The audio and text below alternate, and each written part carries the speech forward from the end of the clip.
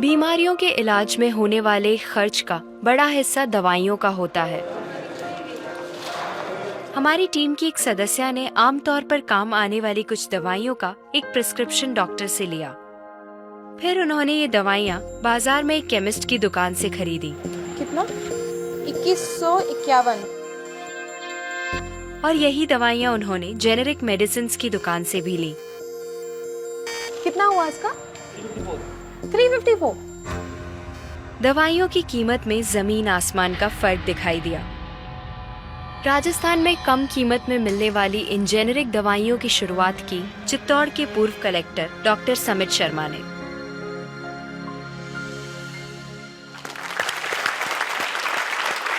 Doctor समित, मुझे बताइए कि ये कैसा मुमकिन है कि हमारी जो कॉरेस्पॉन्डेंट थी वो वही दवाइयाँ उन्होंने 2000 कीमत में उनको मिली एक दुकान में, और जो जेनरिक मेडिसिन है उस दुकान में जब गई तो उनको कम में मिली, 300 में मिली। ये कैसे मुमकिन है?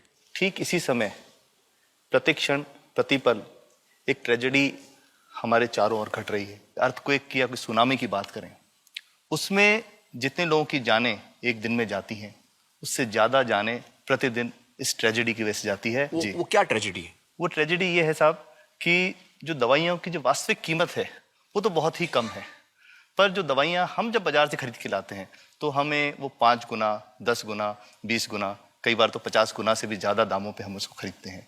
जैसे हम भारत में अगर देखें कि 40 करोड़ से ज्यादा लोग ऐसे हैं जो अपने लिए 2 वक्त की रोटी नहीं जुटा पाते, तो क्या वो उस दवा को खरीद सकते हैं? बहुत सारे लोगों को इस वजह से दवाई नहीं मिल रही। यस, WHO कहता है कि स्वतंत्रता के 65 वर्ष पश्चात आज भी 65% of the Indian population lacks regular access to essential medicine. जो मेन दवाई है, जो आवश्यक दवाइयां हैं, वो उन तक नहीं पहुंच पाती रकम की वजह से। मुझे बताइए कि ये जो जेनेरिक मेडिसिन जो हम कहते हैं, अभी ये अंग्रेजी का शब्द है, इसको हिंदी में कैसे समझाएं? मैं आपको बहुत सरल भाषा में बताता हूँ। तो ये जेनेरिक नाम जो दवा का जो मूल सॉल्ट है, जो इसके अंदर जो दवा है उसका नाम है, केमिकल नाम, उसका केमिकल नाम है। अब जैसे और उदाहरण अगर सरल करके बताएं इसको, तो जैसे ये लड़की दुबली पतली सी नजर आती है, तो मैं अगर डॉक्टर हूं तो मैं इसको ये कहूं 1 गिलास दूध सुबह 1 गिलास शाम को पिया कर। पर चिकित्सा के व्यवसाय में दुर्भाग्य से हमारे देश में ऐसा नहीं हो रहा। हम ये नहीं कहते कि आप भैंस का दूध लेके आइए, हम कहते हैं कि वो रामू की भैंस का दूध लेके आना। यही ब्रांडिंग है। ये जब उसकी दुकान पे जाती है वो कहता है 500 रुपए लीटर है, लेना है कि नहीं लेना। तो जो 30 रुपए की चीज है वो 500 रुपए में मिलती है। तो अगर मैं डायबिटीज की दवा ले रहा हूँ और अगर मैं ब्रांडेड दवा लेता हूँ तो मुझे कितने की पड़ेगी? जैसे एक 117 रुपए में भी है, 117 रुपए में मिलती है। और अगर वही चीज हम उसके जेनेरिक मेडिसिन के नाम से लें तो वो कितने की बनती है? वो मात्र 1 रुपए 95 पैसे में 10 गोली मिलती है।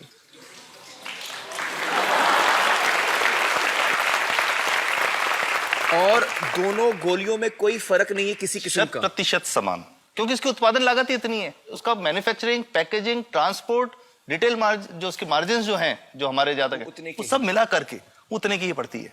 कुछ कैंसर के मैं आपको उदाहरण दूंगा, उसमें एक ही दवा जो ब्लड कैंसर के काम में आती है, बाजार में 1.25 लाख रुपए का एक पैकेट मिलता है। 1.25 लाख का एक पैकेट जो 1 महीने चलता है। और जेनरिक में वही दवा जेनरिक में अलग अलग कंपनीज जो बनाती हैं, एक 10,200 में बेचती है, एक 8,800 में बेचती है और एक 6,500 में बेचती है। मतलब ये आपका ये कहना है कि आपके ये प्रयास से इतने कम में राजस्थान में पब्लिक को, आवाम को ये दवाएं पहुंचा रहे हैं आप इस वक्त? जी, क्या बात है। मेरा ये सवाल है कि डॉक्टर्स जो हैं वो हमारे पर्ची पर जेनेरिक नाम क्यों नहीं लिख के देते? क्यों लिखते हैं वो ब्रांडेड? जाने नहीं देंगे बाहर फिर? नहीं, सब जाने देंगे।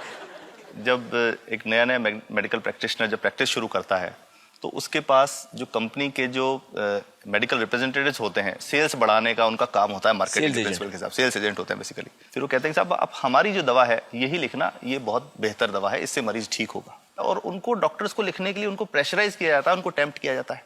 तो ये इसमें बहुत बड़ा कारण है जो दवा की कीमत को उसकी वास्तविक कीमत से 5, 10 गुना, 20 गुना तक बढ़ा देता है। एक बहुत बड़ा कारण है, क्योंकि हमारे पास जब हम टेंडर करते हैं तो बहुत सारे कंपनी वाले आते हैं, जो भारत की जो सबसे बेहतर कंपनियां, जिसके भी नाम वो रेपुटेड कंपनियां जिनके नाम आप ले सकते हैं, वो सभी हमें वो उसको जो 70 रुपए की है उसको 2 रुपए में, 5 रुपए में दे रही है। 30 रुपए की दवा 2 रुपए में दे रही है। इतना ज्यादा फर्क। तो कंपनी तो दे सकती है और देना चाहती है और हमें देती भी है इतनी कम दामों में, हमें दे रही है ना, ये संभव तो है। अच्छा, मैं आपको बताऊंगा कि भारत से हम लगभग 45,000 करोड़ रुपए की जेनरिक दवाइयां प्रतिवर्ष विदेशों को निर्यात करते हैं। आप भेजते हैं दुनिया भर में जेनरिक ये जो सस्ती दवाएं हैं, आप विश्व भर में भेजते हैं। विश्व भर में हमारे लोगों को नहीं मिल रही। हमारे देश में महंगी है, हमारे देश में महंगी है, और अगर ऐसा है तो हमें कोई ईस्ट इंडिया कंपनी की जरूरत नहीं, हम वापस उसी दिशा में जा रहे हैं। आपने जब ये शुरू किया तो आपको कोई रेजिस्टेंस फेस करना पड़ा राजस्थान में? देखिए, जो प्रयास हम कर रहे हैं ये बेसिकली धारा के विपरीत बहने का एक प्रयास है जी। काफी थ्रेट्स भी हैं, क्योंकि इसमें माफियाज भी हैं, ड्रग माफियाज जो ऑपरेट करते हैं। और हम हमेशा ये बात कहते हैं कि हम 100 साल से भी पुरानी शोषण की व्यवस्था को बदलना चाहते हैं, पर हमने हमेशा डॉक्टर्स को दोषी नहीं माना। जी। सारे डॉक्टर्स बुरे नहीं है, 50-60% तो जेन्युइनली वो चाहेंगे कि गरीबों को कम कीमत पे दवा मिल जाए, वो चाहेंगे। और आज भी ऐसे डॉक्टर्स हैं जो अपने घर से सैंपल्स ला करके अपने जेब से पैसे निकाल के मरीज का इलाज कराते हैं। ऐसे डॉक्टर्स आज भी हैं। बिल्कुल सही। तो मैं इनको एक उदाहरण भी बताता हूँ कि कैसे हमारे जो काम वाली थी, उसका बच्चा था छोटा। इंसिडेंटली हम कुछ समय छुट्टी मनाने कोई बाहर गए।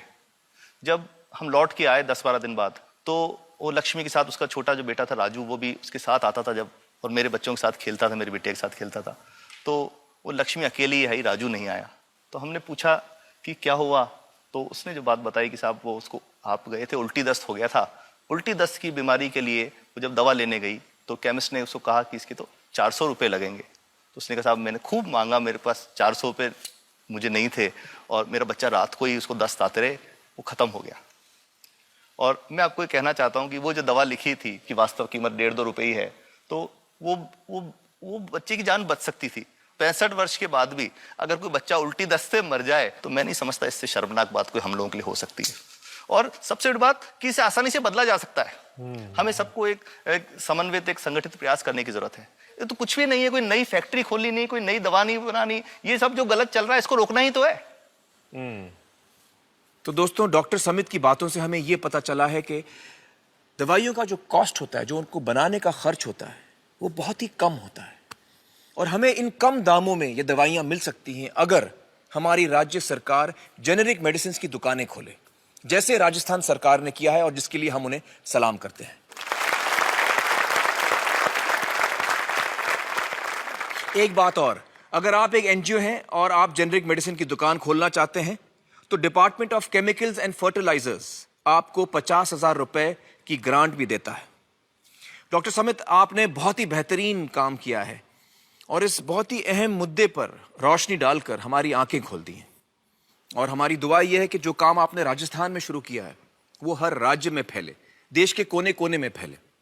बहुत बहुत शुक्रिया हमारे साथ बातचीत करने का doctor Samit. Thank you so much.